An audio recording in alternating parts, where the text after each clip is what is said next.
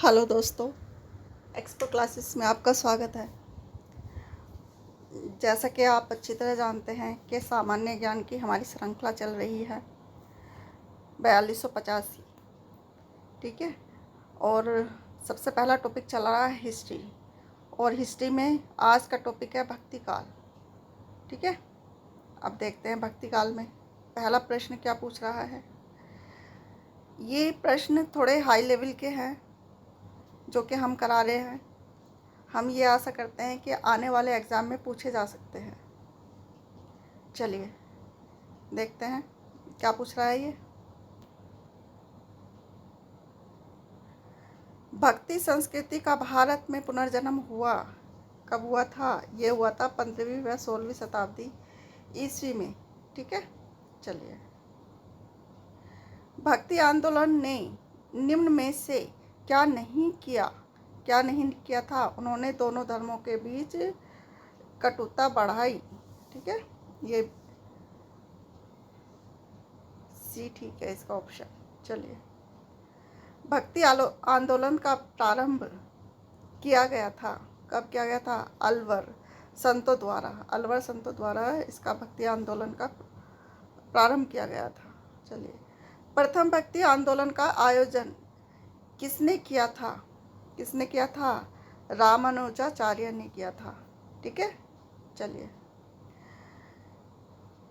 निम्नलिखित में से किस भक्ति संत ने अपने संदेश के प्रचार के लिए सबसे पहले हिंदी का प्रयोग किया? किसने किया था? ये रामानंद ने किया था। ठीक है। चलिए,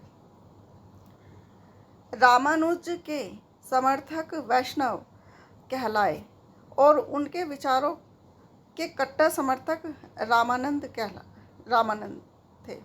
ठीक है। उनके किसके? रामानंद के समर्थक वैष्णव कहलाए व उनके विचारों के कट्टर समर्थक कौन थे? रामानंद थे। ठीक है। चलिए, और ये देखिए, निम्नलिखित में से कौन भक्ति आंदोलन के प्रवक्ता नहीं है? कौन नहीं है? ये थे शंकराचार्य नहीं है। ठीक है। चलिए, आदि शंकर जो बाद में शंकराचार्य बने, उनका जन्म हुआ था कहाँ? केरल में हुआ था। ठीक है। चलिए, उनका जन्म केरल में हुआ था। मीराबाई समकालीन थे, किसके समकालीन थे? चैतन्य महाप्रभु के। ठीक है। चलिए, चैतन्य महाप्रभु के संप्रदाय से संबंध है, किससे है? वैष्णव से है। ठीक है, वैष्णव संप्रदाय से है। ठीक है। चलिए, सूची एक संत कवि है, सूची दो में वह उनकी रचनाओं की भाषा के साथ सुमेलित कीजिए और सूची के नीचे दिए गए कूट का प्रयोग करते हुए सही उत्तर चुनिए। चलिए देखते हैं इसमें क्या है। मीराबाई की क्या भाषा थी? मीराबाई की क्या थी? मीराबाई की रचनाओं की भाषा थी हिंदी। ठीक है। अब ये थोड़ा सा छोटा कर लेते हैं। हाँ, ठीक है, मीराबाई की हिंदी थी भाषा। ठीक है। और त्यागराज के तेलुगु भाषा थी। ठीक है। चंडीदास की बंगला भाषा थी और पुरंदरदास की कौन सी थी? कन्नड़ भाषा थी। ठीक है, तो इसका आंसर बी ठीक हो गया इसका आंसर। चलिए, ईश्वर से सानिध्य स्थापित करने के लिए किस भक्ति संत ने नृत्य व गान कीर्तन जिसमें नृत्य और गाना बजाना करते हैं उसे क्या बोलते हैं? कीर्तन बोलते हैं। कीर्तन का माध्यम अपनाया किसने? ये अपनाया था चैतन्य महाप्रभु ने। ठीक है। चलिए, सूफीवाद का विश्वास था कि अल्लाह माशूक है और इबादत करने वाला आशिक। निम्न में से प्रमुख सूफी संत कौन थे? ये सभी थे ख्वाजा मोइनुद्दीन चिश्ती, ठीक है। बाबा फरीद, निजामुद्दीन औलिया, ये उपरोक्त सभी।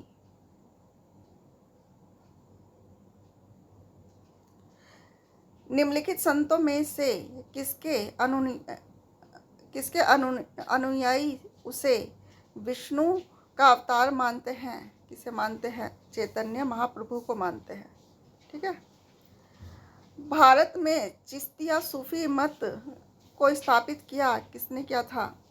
ये ख्वाजा मोइनुद्दीन ने किया था। चलिए, कबीर के गुरु कौन थे? कबीर के गुरु रामानंद थे। निम्न को सम्मिलित कीजिए। कबीरदास क्या थे? कबीरदास एक जुलाहा थे। ठीक है, कबीरदास एक जुलाहा थे। रविदास नाई थे। ठीक है। नामदेव दर्जी थे। सैना ये चमार थे। तो क्या हो गया? इसका आंसर हो गया ए। चलिए, निम्न को सम्मिलित करें। अब ये देखते हैं इसमें क्या पूछ रहा है। निम्न को सम्मिलित करें। पीर क्या है? शेख या सूफी मार्गदर्शक। ठीक है। इसका वो खलीफा सूफी मत का अनुपालक। ठीक है। मुरीद प्रमुख शिष्य। ठीक है। खानकाहा सूफी संतों का निवासी। इसका हो गया सी, आंसर हो गया इसका। इस्लाम के सिद्धांत में निम्न में से कौन सा एक तत्व नहीं है? कौन सा तत्व नहीं है? ये नहीं है कर्मवाद और पुनर्जन्म के सिद्धांत को अस्वीकृति। ठीक है, ये डी आंसर हो गया इसका। और क्या क्या है इस्लाम धर्म में? सृष्टि एकमात्र देवता अल्लाह है। जो सृष्टि का एकमात्र देवता अल्लाह है। अवतारवाद, मूर्ति पूजा व जाति व्यवस्था का विरोध किया। बिल्कुल ठीक है। अच्छे या बुरे कार्यों के आधार पर स्वर्ग और नर्क का निर्धारण हुआ। बिल्कुल ठीक है, ये ठीक है। लेकिन क्या नहीं हुआ था? ये नहीं हुआ था कर्मवाद और पुनर्जन्म के सिद्धांत को अस्वीकार किया था। ठीक है, डी ऑप्शन ठीक हो गया इसका। निम्नलिखित में से कौन सा एक सही कालानुक्रम है? कौन सा है? ये था शंकराचार्य, फिर रामानुज, फिर चैतन्य आई। ठीक है, तो इसका ए आंसर ठीक हो गया। चलिए, सूफी शब्द की उत्पत्ति हुई कहाँ से हुई थी? एक प्रकार के वस्त्र से हुई थी। ठीक है, इसका बी ऑप्शन ठीक हो गया। निम्नलिखित कथनों पर विचार कीजिए। ये देखिए, मीराबाई गुरु नानक के समकालीन थी। बिल्कुल ठीक है। ये रामदास शिवाजी के समकालीन थे। बिल्कुल सही है। उपरोक्त कथनों में से कौन सा सही है? ये दोनों ही सही हैं। ठीक है, तो इसका क्या हो गया? सी आंसर हो गया। चलिए, नीचे कुछ आचार्यों तथा उनकी रचनाओं की भाषाओं का युग्म दिया गया है। इनमें से कौन से सही सुमेलित नहीं है? इसमें से कौन सा सही सुमेलित नहीं है? ये देखिए, शंकर देव असमी बिल्कुल ठीक है। नामदेव मराठी बिल्कुल ठीक है। लेकिन क्या विद्यापति बंगाली, चंडीदास मैथिली, ये गलत है। ठीक है, तो इनका 3 और 4 ठीक गलत हो गया। ये ऑप्शन बी ठीक है इसका। भक्ति को दार्शनिक आधार प्रदान करने वाले प्रथम आचार्य थे। ये थे रामानुज। ठीक है, चलिए, सल्तनत काल में प्रारंभिक चिश्तियों की लोकप्रियता का क्या कारण था? देखते हैं क्या कारण था। इसका कारण था गैर मुस्लिम जनसंख्या के प्रति सहिष्णुता की नीति उच्च और निम्न वर्गीय समाज के विभाजन की अवधारणा को नकारना, रूढ़िवादिता को अस्वीकार करना। तो इसका क्या ऑप्शन हो गया? इसका ऑप्शन हो गया सी ऑप्शन ठीक हो गया इसका। ठीक है, चलिए, नीचे दिए गए भक्ति संतों का सही कालानुक्रम कौन सा है? ये है, कौन सा है? गुरु नानक, पहले गुरु नानक, फिर तुलसीदास, फिर तुकाराम, फिर रामदास। ठीक है, सी ऑप्शन ठीक हो गया इसका। आज के लिए बस इतना ही। आशा करते हैं वीडियो आपको पसंद आई होगी। ये थोड़े मतलब बहुत ही इम्पोर्टेंट क्वेश्चन है, और इसे अगर आपको ज़रा भी यूज़फुल लगे तो प्लीज़ लाइक, शेयर और सब्सक्राइब ज़रूर कीजिएगा। मिलते हैं नेक्स्ट वीडियो में इसी प्रकार के प्रश्नों के साथ।